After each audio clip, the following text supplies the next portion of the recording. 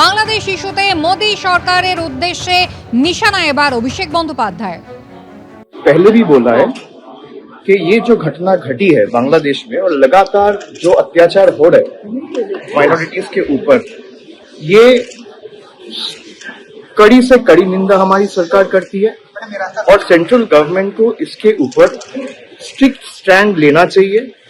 Already foreign secretary गया है, पर फॉरेन सेक्रेटरी जाके क्या बात हुआ है, क्या आलोचना हुआ है, हाउस में आके बताना तो चाहिए।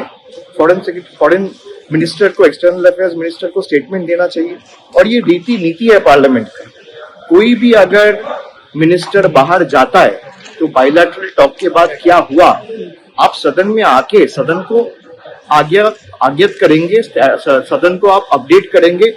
This is a part of parliamentary politics. This is the minimum courtesy that every member of the house expects from the government. अगर आप ये नहीं करता है और पूरा 140 करोड़ देश की जनता को गुमराह करके उनको अंधकार में रखना चाहता है, तो ये सरकार की जो अंदर की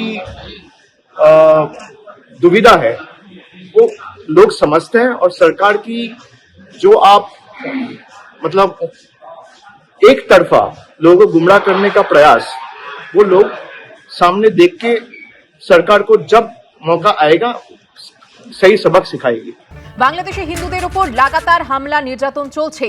কক্সবাজারে সনাতনী জাগরণ জোটের সদস্যের উপর ধারালো অস্ত্র নিয়ে হামলা চালানো হয় বলে দাবি করা হয় ভয়েস অব বাংলাদেশি হিন্দুজের তরফে। অন্যদিকে চট্টগ্রামে এক বেকারির মালিকের বাড়িতে আগুন ধরিয়ে দেওয়া হয় বলে অভিযোগ। নৈরাজ্য, নির্যাতন, নিপীড়ন, অশান্ত বাংলাদেশে হিন্দুদের ওপর হামলা থামার নাম নেই। একদিকে কট্টরপন্থী মৌলবাদীরা ভারতের উদ্দেশ্যে বিদ্বেষের বিষোদ্গার করেই চলেছে, পাল্লা দিয়ে হিন্দুদের ওপর আক্রমণের অভিযোগও বাড়ছে। কোথাও জ্বালিয়ে দেওয়া হচ্ছে হিন্দুদের বাড়ি, আবার কোথাও মেরে নাকমুখ ফাটিয়ে দেওয়ার মতো নৃশংস ঘটনা সামনে আসছে।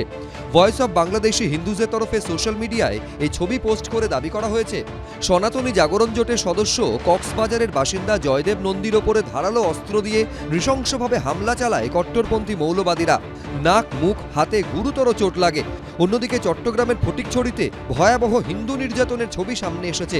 ভয়েস অব বাংলাদেশি হিন্দুজের তরফে দাবি করা হয়েছে আমতলী গ্রামে এক বেকারির মালিক বাবুকান্তিদের বাড়ির দরজা বাইরে থেকে আটকে আগুন ধরিয়ে দেয় কট্টরপন্থীরা। যদিও সেই সময় ভেতরে কেউ ছিলেন না, পরিবারের সদস্যরা প্রাণে বাঁচলেও ঝলসে মৃত্যু হয় গবাদি পশুর। অন্যদিকে সংখ্যালঘুদের ওপর হামলা নির্যাতনের প্রতিবাদ ও সন্ন্যাসী চিন্ময় কৃষ্ণ দাসের মুক্তির দাবিতে সরব হয়েছেন বাংলাদেশ হিন্দু, বৌদ্ধ, খ্রিস্টান ঐক্য পরিষদের সদস্যরা।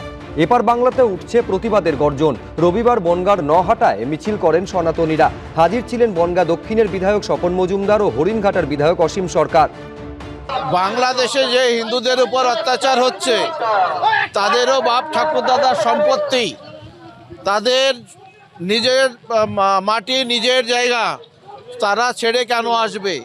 আর মৌলবাদীরা যেভাবে হিন্দুদের উপর অত্যাচার চালিয়ে যাচ্ছে, তার প্রতিবাদ, তীব্র প্রতিবাদ আমরা জানাই। উত্তর 24 পরগনার নীলগঞ্জে প্রতিবাদ মিছিল করেন মতুয়ারা। এবিপি আনন্দ।